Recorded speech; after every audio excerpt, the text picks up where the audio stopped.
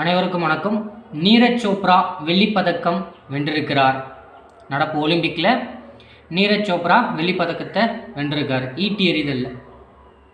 சரியா? அடுத்தடுத்து 2 ஒலிம்பிக் போட்டிகளில் பதக்கம் வென்ற முதல் இந்திய தடகள வீரராக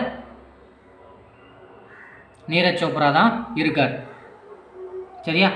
அடுத்த 2 ஒலிம்பிக் போட்டிகளில் பதக்கம் வென்ற முதல் இந்திய தடகள வீரர் யாருன்னு கேட்டால் நீரஜ் சோப்ரா தான்.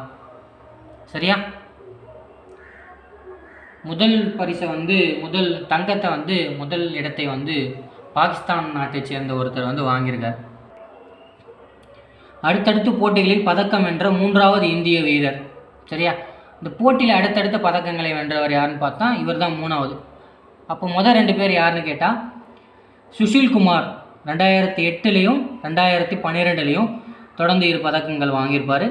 PV சிந்துவும் 2016 2020லையும் அடுத்தடுத்த போட்டிகளில் பதக்கம் வென்றிருப்பாங்க.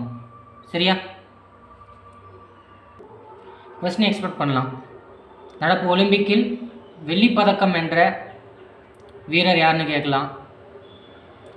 அடுத்தடுத்த ஒலிம்பிக் போட்டியில் பதக்கம் வென்ற முதல் இந்திய வீரர் யாருன்னு கேட்கலாம். சரியா? அல்லது அடுத்தடுத்த போட்டிகளில் பதக்கம் வென்ற 3வது இந்திய வீரர் யாருன்னு கேட்கலாம்.